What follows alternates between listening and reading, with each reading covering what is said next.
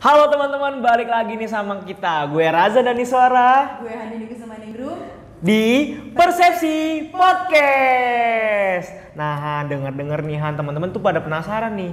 Persepsi itu apa sih? Oh, persepsi itu merupakan salah satu program kerja dari BEMVIA nih Zan. Dan kita tuh ngobrol santai, tapi terkait politik harus santai ya Zan. Harus santai, nggak boleh tegang ya? Nggak boleh. Oke, nah katanya ada tagline nih persepsi. Ada dong. Apa tuh? Tagline-nya berani jujur menuju masa depan bangsa. Berani jujur menuju masa depan bangsa. Oke, langsung kita ulang lagi kali ya. Ayo Zan.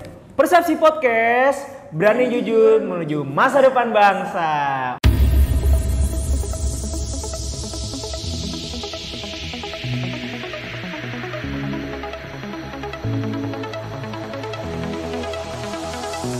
57 pegawai KPK diungkapkan Wakil Ketua KPK. 27 orang pegawai KPK yang tak lolos tes wawasan kebangsaan. Bukan seperti KPK dan pimpinan berdasarkan dengan rapat dan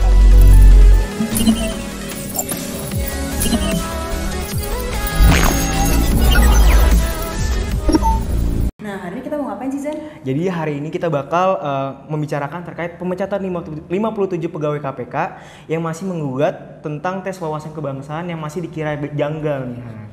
Gitu. Sama siapa nih Zan kita bahasnya? Nah, kita bakal ngedatengin nih narasumber kita yang spesial banget dong pastinya. Wah, siapa tuh Zan? Mbak Tata namanya. Oke, kita sambut aja kali ya, Langsung Zan. kita sambut. Kita sambut Mbak Tata. Teman-teman gimana kabarnya? Sehat ya? Alhamdulillah sehat-sehat Mbak. Makasih ya udah diundang Iya. di sini. Pepatah mengatakan nih Mbak, tak kenal maka tak sayang. Boleh Mbak perkenalkan terlebih dahulu? Boleh. Perkenalkan teman-teman, nama saya Tata Claria. Mungkin lebih enak saya panggilnya Tata aja Ya, kali Mbak ya, Tata. biar enak manggilnya. Makasih ya udah dia undang untuk ngobrol-ngobrol santai. Tapi temanya berat nih. Waduh. Ngobrol santai tapi temanya Temanya berat. Berat ya Mbak ya, tapi harus dibawain santai gitu Mbak. Oke. Iya. Gimana nih Mbak Tata kabarnya sebelum kita lanjut? Alhamdulillah baik. Alhamdulillah, semoga teman-teman di rumah dan teman-teman yang mendengarkan podcast juga dalam keadaan sehat juga ya Mbak. Amin. Karena pandemi Covid tuh lagi naik lagi nih Mbak. Iya. Angka Covid lagi naik lagi di Indonesia. Naik lagi ya? Iya Zan. Dan Razan kemarin Ke harus PRJ. Waduh. gimana tuh? Untung pakai masker. Alhamdulillah untuk Masih pakai mematuhi masker. protokol kesehatan Masih ya, dong, Zan? pasti Mbak Tata dong. juga tadi kesini Pakai mematuhi protokol kesehatan. Pakai masker. Betul. Ya udah dibanding kita ngomong panjang lebar lagi, langsung aja kita masuk ke topiknya deh. Oke, Mungkin boleh banget, Zan. tipis-tipis dulu kali ya Han ya. Tipis, oke, Zan. Sekarang tuh Mbak Tata kesibukannya apa nih Mbak sekarang? Kalau sekarang sih sibuknya jadi ini ya pengusaha kue. Wih. Keren banget ya. Keren banget Mbak. Aduh. Ya apa namanya? Karena sudah tidak jadi pegawai KPK, ya, kita kan harus melanjutkan hidup gitu ya. Iya. Ya melanjutkan hidup. Sekarang saya lagi hobi masak, gitu, lagi bikin kue gitu. Jadi ya udah karena lagi hobi, kenapa enggak itu jadi sesuatu yang berbisnis. Gitu. Bener. Dan alhamdulillah dapat sambutan yang cukup ini ya, cukup hangat gitu dari masyarakat, dari customer gitu ya. Jadi ya udah lanjut. Jadi sekarang punya brand namanya Cake Club. Cake Club. Ya, jual apa aja tuh Mbak kalau boleh tahu nih sekarang? Kalau Cake Club ini sih masih seputar dengan apa ya, cake tentunya gitu ya. Ada chiffon cake gitu ya. Kemudian ada kue kering, kemudian yang lagi banyak dicari sih garlic bread. Gitu. Garlic bread. Garlic Iya. bread. Razan suka garlic bread nih Mbak katanya. Karena itu kan makanan khas Arab Saudi kan? Zan, Korea Zan. Korea Utara. Selatan. Korea Selatan. Taehyung mungkin ya. Taehyung ya. Kapan-kapan deh nanti. Wah, boleh sih Mbak, boleh. Aduh, boleh tuh. Teman-teman juga nih kalau yang mau ya Oh, Mbak iya ya. dong. Masa- Namanya apa Mbak tadi Mbak? Namanya Instagramnya Mbak? Cake Club. Cake Cake Club. Boleh lo di follow Cake Club. Boleh tuh teman-teman. Ya, oke. Nah sebelumnya itu kan Mbak Tata sebelum punya usaha cake itu Mbak Tata kan sebagai karyawan KPK ya Mbak. Nah dulu pas lagi jadi karyawan KPK Mbak itu di divisi atau di bagian apa sih Mbak? Saya tuh di bagian humas, gitu, hubungan masyarakat. Gitu. Saya kan dulu sebelum masuk KPK itu kan aktivis lah di NGO gitu, di apa ya, civil society gitu, di jaringan Gus Durian.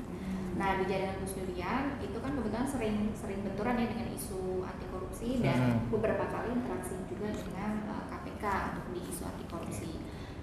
Di tengah jalan tahun 2016 KPK hadiah gitu. Masuk ya di KPK di angkatan IM, Indonesia Memanggil 11. Jadi di proses rekrutmen di KPK itu ada namanya gitu. Jadi angkatan 1, angkatan 2 itu diberi nama Indonesia Memanggil 1, Indonesia Memanggil 2, dan saya itu kebetulan di Indonesia Memanggil 11. Jadi angkatan ke-11 yang direkrut.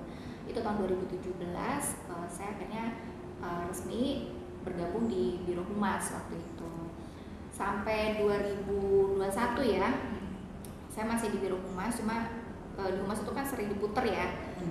Saya pernah di bagian pelayanan informasi publik, terima demo gitu ya. Terima demo Tuhan. Jadi kalau teman-teman ini demo gitu, atau mungkin kakak-kakak senior kalian, saya yang terima gitu.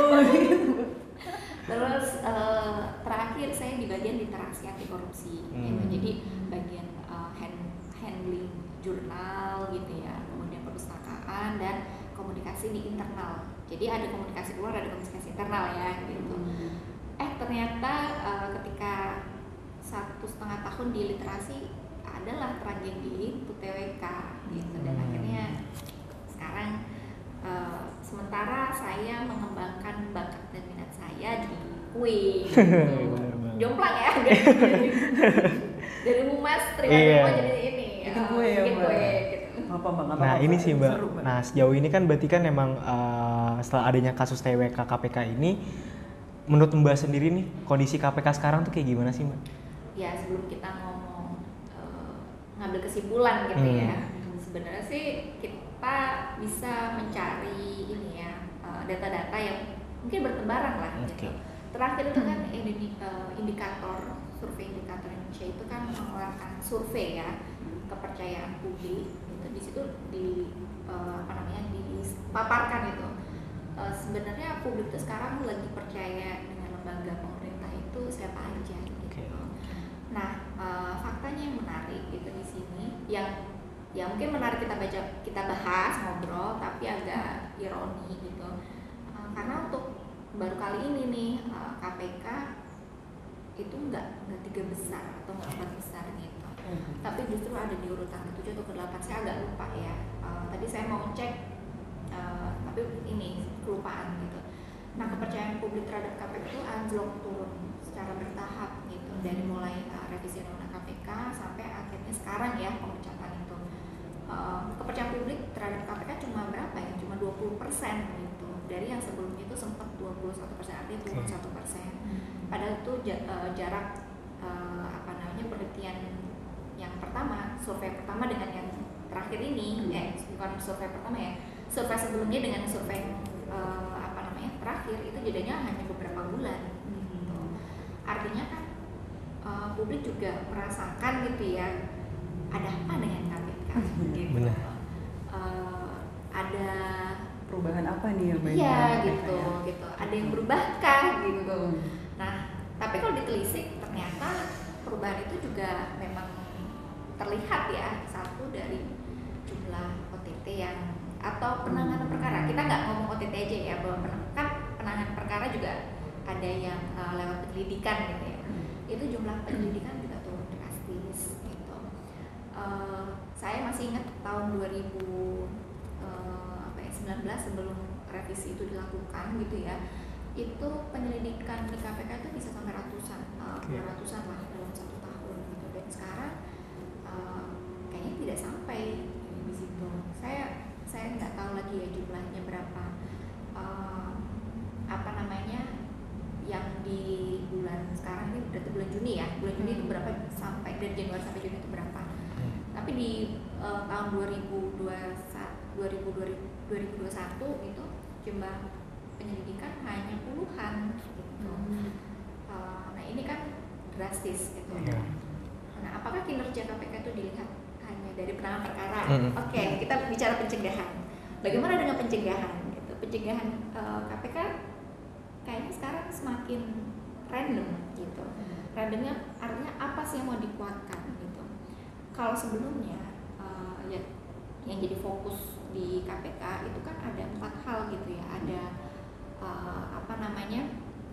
pencegahan di sektor perizinan. Makanya di era Pak Agus Raharjo, Pak Laude Syarif, Pak Saud Sitomorang, Bu Basaria dan Pak Alexander ya, yang sekarang jadi incumbent gitu, itu banyak sekali pejabat yang ini ya ditangkap karena pengurusan perizinan tambang, perizinan mungkin pembukaan lahan hutan. Pembukaan lahan hutan. Itu kan banyak banget ya.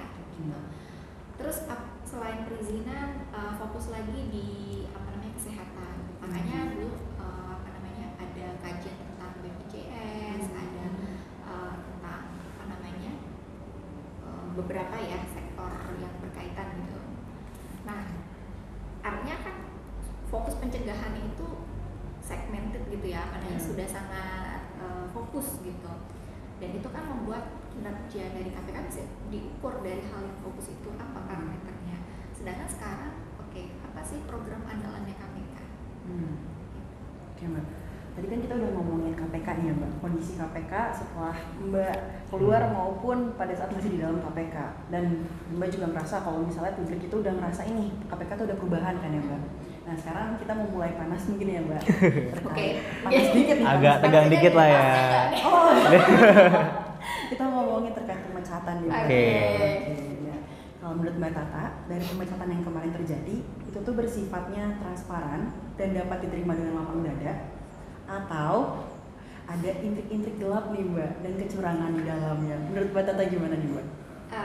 Saya pribadi ya, karena saya kebetulan menjadi bagian ya dari ibaratnya kan ini bukan playing victim gitu, tapi gimana saya juga ada bagian dari korban dari sistem yang tidak transparan gitu. Kenapa kami bilang demikian? Karena dari awal proses sosialisasi dari alih status pegawai sampai akhirnya pengumuman sekarang itu tidak pernah ada kejelasan gitu. Kami kan tidak menutup mata ya bahwa kan memang konsekuensi dari revisi undang-undang KPK itu adalah pegawai harus beralih status dari yang awalnya pegawai KPK sekarang harus jadi ASN. Gitu. Oh iya.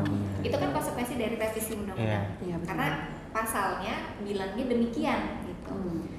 Nah, yang jadi perdebatan kata peralihan ini itu dimaknai sebagai apa? Apakah beralih dari pegawai langsung berubah gitu saja beralih gitu, ataukah melalui mekanisme rekrutmen?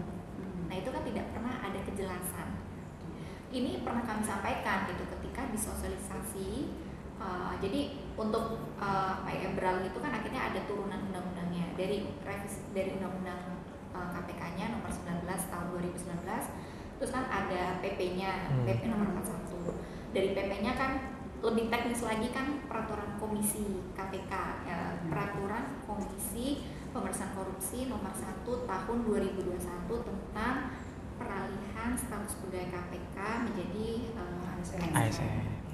Nah, di situ tuh udah dijelaskan bahwa pegawai KPK untuk bisa beralih itu syaratnya satu menandatangani pernyataan bersedia untuk setia kepada Pancasila, Undang-Undang Dasar, kemudian pemerintah ya, NKRI, dan kebijakan-kebijakannya gitu. Kemudian yang kedua mengikuti tes wawasan kebangsaan. Nah, menariknya gitu, yang menjadi tanda tanya besar itu adalah ketika di situ sudah dijelaskan harus mengikuti tes wawasan kebangsaan, harusnya ada konsekuensi dong, gitu. Ada penjelasan gitu. Efek atau dampak dari mengikuti tes ini apa? Apakah nanti ada dampaknya hanya sebagai bahan untuk evaluasi di internal gitu, ataukah ini sifatnya rekrutmen seleksi gitu? Atau seleksi kembali gitu ya? Iya, itu tidak pernah dijelaskan. Jadi ketika disosialisasi banyak teman-teman saya, termasuk saya sendiri bertanya, gitu, apakah ini ada mekanisme gugur atau tidak gugur? Gitu. Sebenarnya sudah ditanyakan. Sudah ditanyakan. Kalau misalkan ada mekanisme gugur dan tidak gugur, kita tahu bahwa dengan kita ikut tes berarti ada peluang kita keterima tidak keterima. Iya. Betul. Itu kan terbuka transparan. Benar. Dari awal konsekuensinya dijelaskan, gitu. Tapi nggak dijawab. Pimpinan KPK waktu itu memberikan sosialisasi adalah Firly Bahuri, itu tidak menjawab sama sekali. Hanya dijawabnya apa? Ya kalian ini kan lahir di Indonesia, ya kalian itu istirahat yang cukup, sarapan gitu ya. Nanti kalian akan persiapkan dengan baik, insya Allah kalian bisa mengikuti tes wawasan kebangsaan. Hanya jawab seperti itu, motivasi kan gitu. Jawabannya motivasi ya? Motivasi gitu. Kalian termotivasi nggak kalau gitu? Aduh, gimana ya San ya? Lebih kayak perhatian lah mungkin. Iya, perhatian Iya, pimpinan ya disuruh San ya? makan Betul. gitu ya. Ya, Seperti. dan karena tidak ada jawaban, ya kami saat itu kan sempat berpikir, oh mungkin ini apa ya, semacam asesmen. Kalau asesmen itu kan bahannya buat evaluasi, Iya, bukan evaluasi seleksi. internal ya. Iya, gitu. Nah, yang anehnya lagi adalah tes wawasan kebangsaan itu tidak pernah dijelaskan menggunakan metode apa. Tiba-tiba 1 minggu sebelum tes itu ada email gitu ya dari pihak BKN yang menginformasikan bahwa kita tesnya tanggal sekian. Dalam bentuk CAT ya berarti Mbak? Bukan, pokoknya hanya kasih tahu tes. Oh, tes cuman tanggal sekian. dikasih tanggal doang. Kasih tanggal doang. Gitu. Kirain aku dalam bentuk CAT gitu Mbak Nggak nanti. ada. Jadi awalnya pun kami berpikir CAT udah Iya. belajar tuh. Iya. Oke, soal Iya. ini apa namanya, implementasi dari sila 1 apa gitu. Iya. Udah belajar loh kayak gitu. Oke Mbak. Atau nggak yang pelajaran UTBK, PU gitu-gitu ada kan? Emang ada San? Ada. Ada, ada. Makanya Bener. kita udah siap-siap, udah belajar. Udah ready banget ya Mbak? Iya. Oke, ready. Nah, ternyata ketika email dari BKN itu ditarik bahwa email itu tidak dianggap gitu, maksudnya akan ada informasi lebih lanjut, dan itu email lanjutan dari SDM, jadi email internal ya. Selang 5 hari kemudian, oh ini ya jadi counting days gitu ya.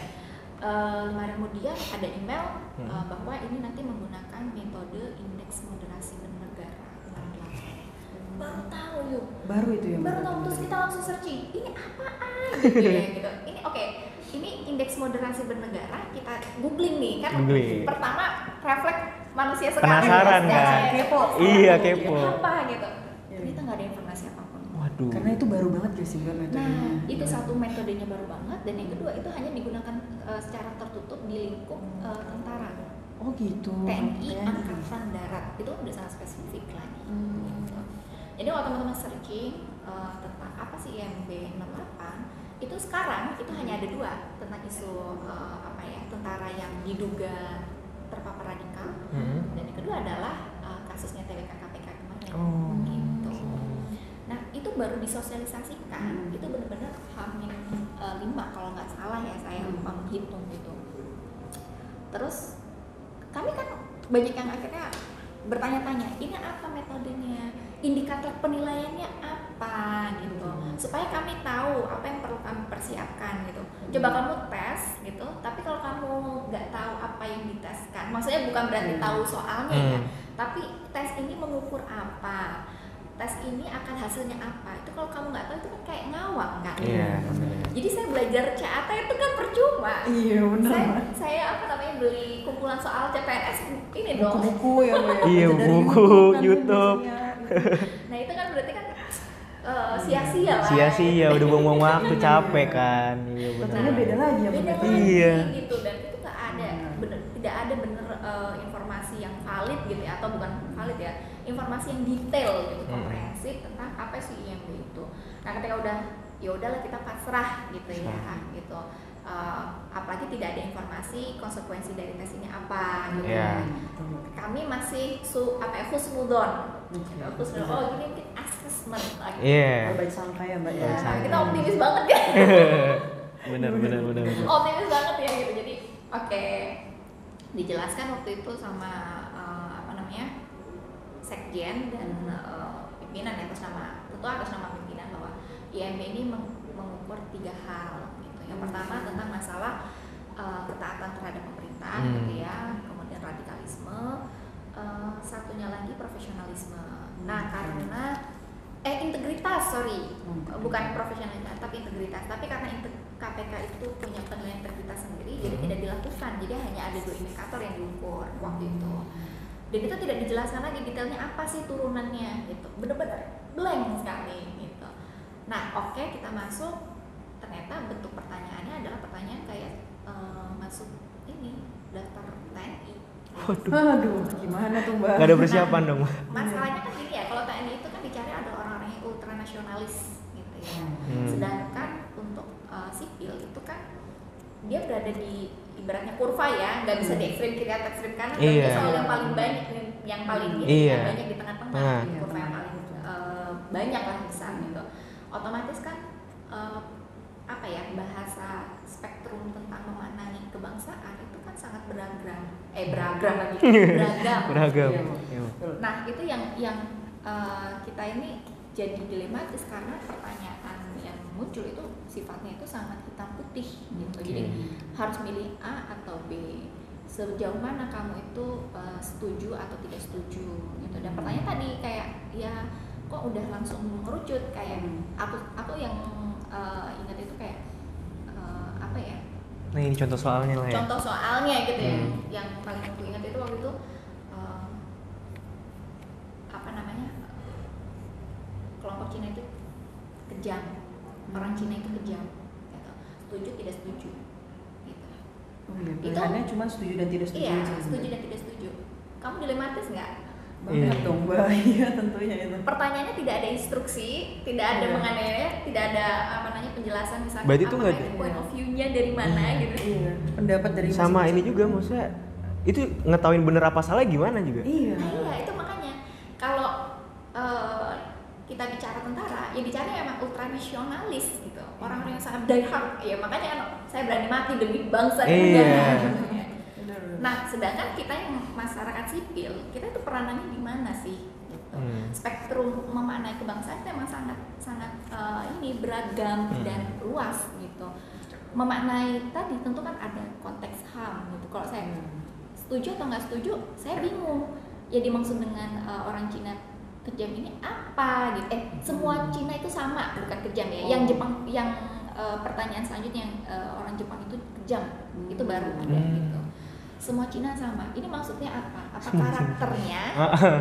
Oh nggak dijelasin, cuman gitu, simple gitu dong. Cuma simple. Jadi jawabannya kita harus pilih setuju atau tidak setuju. Gitu.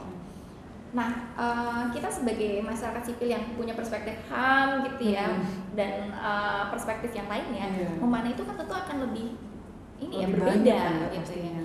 Ini yang dimaksud apa nih? Semua Cina sama gitu. Samanya dari mananya gitu ya. Apa yang dimaksud dengan sama? Gitu. Perspektifnya mana yang mau perilakunya dipakai, atau apanya. Nah, gitu. Mukanya sama. Bisa jadi ya, Mbak. Tapi ya kita lihat kayaknya orang Cina beda-beda Beda. ya. Kan? Bener. Yang dimaksud karakternya enggak juga gitu ya. Yang namanya manusia kan ada jahat, Pasti. ada baik. Iya. Betul. Kita Indonesia dibilang jahat apa baik nih? Kalau misalkan orang Cina yang jahat baik gitu ya. Ya enggak juga kan, enggak bisa. Iya, belum gitu. Terus apa namanya? Pertanyaan lagi, LGBT harus dihukum. Apakah terpidana harus diberi sanksi fisik? Setuju atau tidak setuju gitu ya. Iya, kayak gitu. Dan pilihannya setuju dan tidak setuju aja gitu. Iya. Ada juga setelah itu kan setelah pilihan setuju dan tidak setuju itu ada pertanyaan yang sifatnya esai. Esainya pun udah langsung mengerucut itu kayak langsung apa ya, dengan konteks saat itu yang lagi happening apa gitu. Yang saya ingat sih waktu itu bagaimana pendapat Anda tentang saudara Rizik Syihab gitu. Apakah apa ya, dengan perbuatannya Sesuai sama ideologi atau apa ya, bagaimana pendapat Anda tentang saudara Rizik Syihab yang melanggar prokes, karena waktu itu kan yang prokes yang oke. Gitu. Itu kan ya kalau tentang isunya persoalan prokes, pelanggaran, oke saya setuju bahwa itu memang harus ditindak gitu. Tapi apakah perlakuannya demikian, itu kan harus dilihat apakah konteks HAM itu memang sudah sesuai atau tidak. Bagaimana pendapatnya tentang kelompok separatis gitu. Oke, sebelum kita bicara separatis, kita kan harus lihat ke belakang dulu nih, siapa aja gitu. Sejarah di separatis di Indonesia itu kan juga nggak muncul begitu aja kan. Isu tentang 65 gitu. Gimana pendapat Anda tentang apa ya, ideologi, kalau nggak salah ya, saya karena udah 1 tahun ya. Ini udah nggak kerasa ya Mbak, 1 tahun. Iya, Udah nggak kerasa, iya benar. Jadi apa ya, pendapat Anda tentang 65 gitu. Apakah setuju? Oke. Aku ingetnya gini. Apakah Anda setuju bahwa pemerintah mencabut tentang larangan ideologi Marxisme, Oke. komunisme dan yang lain-lainnya. Oke, saya melihat pertanyaan mungkin kalau orang kritis ya, atau saya terlalu keisengan gitu. Saya bertanya, apakah itu masih relevan di Indonesia gitu? Apalagi dengan banyaknya pelarangan-pelarangan itu, ya kenapa kita harus takut dengan ideologi? Benar. Gitu. Kita punya Pancasila, Kita punya Pancasila. ya kan? Terus di apa namanya? Dengan konteks hari ini gitu, negara mana sih yang apa namanya masih seberapa banyak negara yang masih menganut komunisme? Kan juga tidak banyak. Benar. Iya, betul. Tinggal beberapa doang sih. Iya, kita bagaimana? Meskipun itu kita juga masih tetap Iya. berhubungan baik kan dengan Iya, betul. negara-negara komunis. Tapi itu kita penasaran nih, Mbak. Berapa soal sih, Mbak, kalau kayak gitu? Banyak. Banyak ada ya? 200-an, ada 200. 200 sama berapa jam, Mbak? Waktu berapa lama tuh, Mbak? Kayak 2 jam gitu lah. Oh, 2 Terus jam. Susan, Suhan. pokoknya ikut itu keluar-keluar lapar rasanya. Ya kan energi itu tuh Iya, iya. bener kayak apa ya, kita ujian apa FTF Tanas, aduh bang kayak angkatannya FTF Tanas uan ya uan. UTBK Mbak. Oh UTBK, iya, Mbak, sekarang. ujian akhir di SMA itu kan bunder-bunder pakai iya, pensil iya. 2B gitu kan. Hmm. Itu 200 soal loh. Oh, berarti masih pakai Oh, masih. Oh, kirain aku dalam bentuk Udah CAT kayak gitu, iya. kayak komputer gitu. Komputer. Ya, enggak, itu bener kan itu. Oke, kita udah bener-benernya dengan penuh tenaga gitu mikir gitu ya. 200 Terus soal bikin ya, Mbak. 200 soal. Ada yang esai itu 10 gitu. Nah, itu yang masih aku ingat gitu. Terus tahu-tahu setelah selesai kan wawancara. Nah, wawancara itu tidak pernah diinformasikan. Siapa yang melaksanakan wawancara itu tidak pernah. Kita pikir dari BKN dong. Iya. Gitu. Ternyata gitu yang pewawancaranya itu dari lembaga yang beragam. Gitu. Ada dari BKN, ada dari TNI Angkatan Darat, ada dari apa BAIS, Badan apa ya aku lupa, intelijen strategis lah gitu ya. Terus ada dari apa BNPT. Kemudian apa ya? Satu lagi aku kok lupa ya. Pokoknya ada sekitar 5 lembaga gitu ya. Ada lembaga yang ikut mewawancarai gitu. Nah, itu tidak pernah dijelaskan kenapa ada rekan saya yang diwawancarai 2 orang, ada yang 1 orang. Jadi beda ya, Mbak? Ada beda-beda perlakuannya gitu. Ada yang cuma 15 menit, ada yang sampai 2 jam. Waduh, 2 jam kan? 2 jam itu wawancara kerja nih kayaknya. Waduh, wawancara dari mana aja nih, Mbak, 2 jam? Gitu. Yang apa namanya benar-benar jadi apa ya, tanda tanya di kami semua itu adalah antara satu orang dengan orang yang lain itu standar pertanyaannya berbeda-beda. Artinya nggak ada standar ya? Iya, benar. Ada standar, pertanyaannya beda-beda gitu. Kayak aku ditanyain waktu itu kebetulan emang belum nikah gitu ya. Punya pacar nggak? Gitu. Oke, mungkin ada konteksnya ini ya, mencoba mencari Profesionalitas mungkin ya, Mbak. Iya. relevansinya apa gitu. Iya. Kayak masih ya punya sih Bu. Punya pacar berapa? Berapa kali pacaran? Oh, bukan punya pacar berapa ya? Waduh, Handini Kaget aku. mungkin. Waduh. Handini berapa Handini? 1, alhamdulillah. Satu ya, ya, San, ya. alhamdulillah ya. Aku Oke. pikir ini apalagi mencari menantu ya gitu. Terus ditanyain lagi, pacarnya sekarang udah dikenalin sama orang tua enggak? Waduh, spesifik ya, Mbak ya. Oke, ini apa nih gitu. Terus ditanyain lagi kalau pacaran ngapain? Ini aku bingung jawab apa kalau ditanya pacaran ngapain. Kalau aku jawab ya diskusi, itu kayak kelihatan apa ya? Nanti dibilang bohong. Iya. Padahal emang kita diskusi gitu. Iya. Pacaran sambil belajar nanti dibilang gitu. Iya. Apa namanya? Nonton bareng. Ya paling gitu-gitu doang kan. Maksudnya aku Iya, bingung. jalan makan paling. Iya gitu. Rasanya paling Aku udah berpengalaman tahu, sih. gitu. Terus ini sedangkan teman saya yang lain itu ada yang tanya pilih Pancasila apa Al-Quran. Aduh.